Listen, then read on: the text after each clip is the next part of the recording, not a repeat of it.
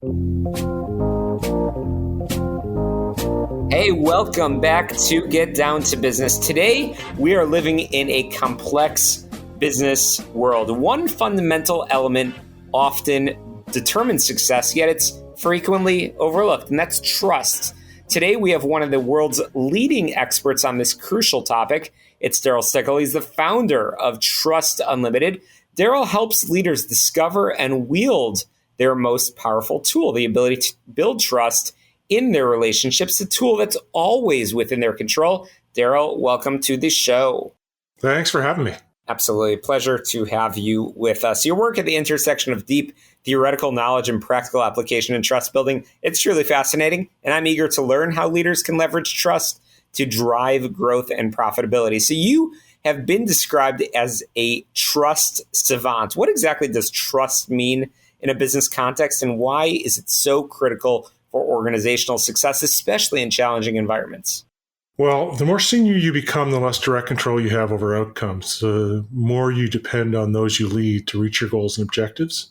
And we've seen all kinds of research that tells us that trust leads to higher returns to shareholders, better outcomes, more efficient production, all of those kinds of things. But we haven't seen a lot of discussion about how to actually build it. Yeah, absolutely. And your PhD from Duke University focused on building trust in hostile environments. That's fascinating. What were some of the key insights you gained from that research that are applicable to leaders in today's often volatile business landscape? Well, the reason we have difficulty building trust in a lot of settings is because of the emotional component. Most of the research treats us like we're rational actors. And I don't know if you've met people or not, but we're not always rational. And so most of the research really focuses on uncertainty. For leaders today, they need to be aware that vulnerability plays a huge role. And I think that trust is a combination of uncertainty and vulnerability. So it's uncertainty times vulnerability gives us a level of perceived risk. And what we're seeing in the world today is high feelings of vulnerability accompanied with really massive swings in uncertainty. And so to the extent that leaders are able to, if they can start to manage that uncertainty, make people feel more comfortable, like they've got a safe harbor, they'll see incredible results. Absolutely. And you've mentioned that trust is a tool that's always in a leader's control. So what's the most common misconception leaders have about building trust? And what's the first step that they should take to effectively cultivate it within their teams? We see pretty profound lack of self-awareness about who trusts us and how much. The biggest gap we tend to find is between how much leaders believe they're trusted and how much they actually are. And so for a lot of leaders, I'll ask them, who do you trust? I'll get these close, tight personal relationships. But when I flip that question and say, who trusts you?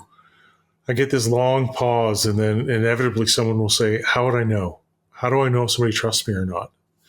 And the answer to that is the definition. Trust is the willingness to make yourself vulnerable when you can't completely predict how someone else is going to behave. And so if we want to know who trusts us, we ask, how can they make themselves vulnerable to me? And then do they? And so for a leader, that means, do people give me honest responses to questions? Do they speak up in meetings? Do they push back against ideas they don't think are going to work? Do they take chances? Are they willing to make mistakes as they're learning new things?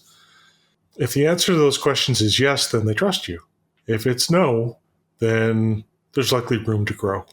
Very, very true. And you have stated that higher trust levels lead to higher levels of performance, followership, and profitability. Can you provide a concrete example of how improving trust directly impacted a business's bottom line or overall performance?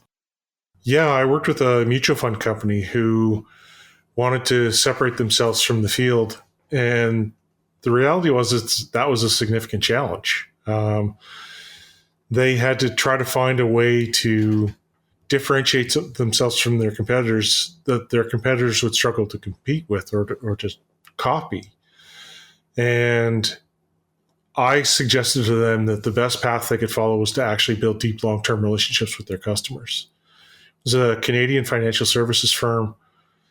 After 18 months of training, they had an Ipsos Reid survey done. found out that trust was the primary driver of the sales decision, that they were dramatically more trusted than any of their competitors. They generated 75 cents of every new dollar that came into the industry for the next 2 years. Cool. You help leaders cultivate true growth and productivity through an action-based practice of modeling vulnerability. Why is vulnerability so important in building trust, and how can leaders effectively model it without appearing weak? Yeah, it's a lot of times when people ask me, how do I build trust? I say we start with a small dose of vulnerability. So admitting that you're not perfect, that you need assistance with something, that you don't know everything, are all ways that leaders can start that ball rolling. By making myself a little bit vulnerable to you, I initiate a norm of reciprocity, and it allows you to respond in kind and make yourself a bit vulnerable to me, which kickstarts those virtuous cycles. Interesting. And in our 30 seconds remaining, for a leader that's struggling with communication breakdowns or disengaged employees, what's a practical, immediate action they could take to start improving trust and foster greater employee investment in their business? We start trying to create a shared vocabulary, and a lot of times we have to go first. And so acknowledging that trust is important, that we want to make it better, and that we don't have all the answers is a good way to get a conversation going, to get us kickstarted. I love it. I'm chatting with Darryl Stickel, and we're going to be right back in talking all about trust. We'll continue that conversation after a very quick break on Get Down to Business. Don't touch that dial.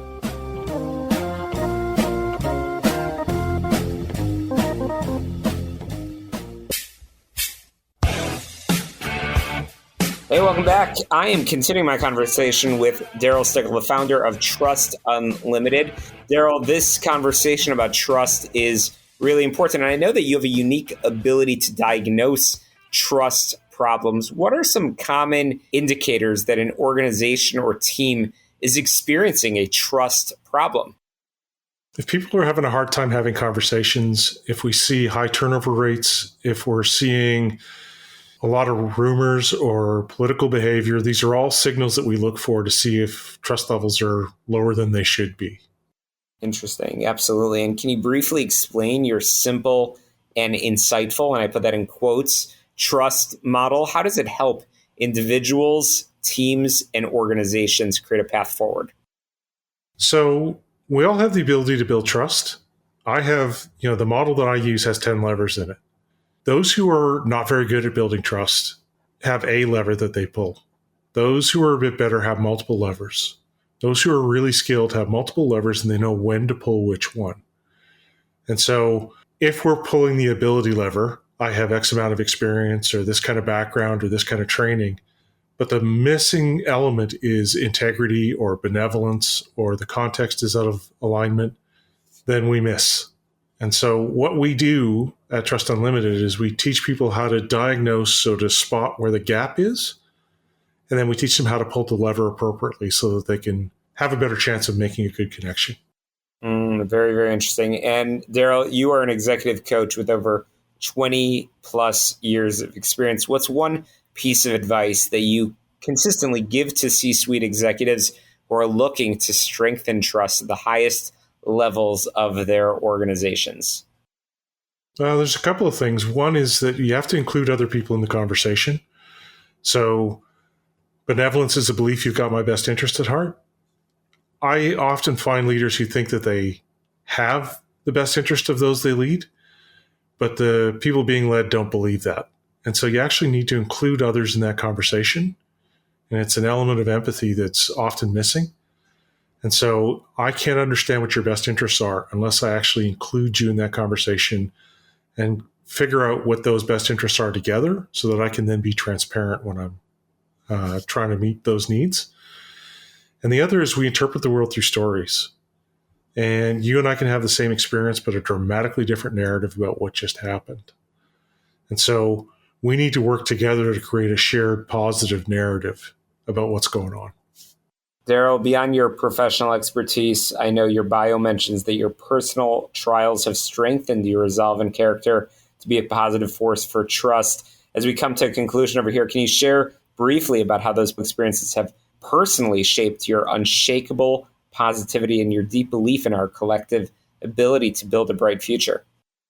So I'm legally blind. I've got post-concussion syndrome. When I was younger, I grew up in a small community in northern Canada. We had to lean on each other to thrive and survive. And that taught me a sense of, if I could help people, I should. As I travel the world with my guide dog, Drake, I am overwhelmingly impressed with people's willingness to help one another, to be kind to each other, to be good. I think that that's an unlimited resource for us. And experience tells me that it's one that we can foster. Darryl, that's incredibly inspirational. So thank you, and thanks, Drake. Darryl, your insights into the power of trust, truly valuable. And thank you for helping us understand this essential tool for leadership and organizational success. I know our listeners will want to learn more about building trust. How can we get in touch? You can reach me at trustunlimited.com, or you can email me, Darryl at trustunlimited.com, DARRYL.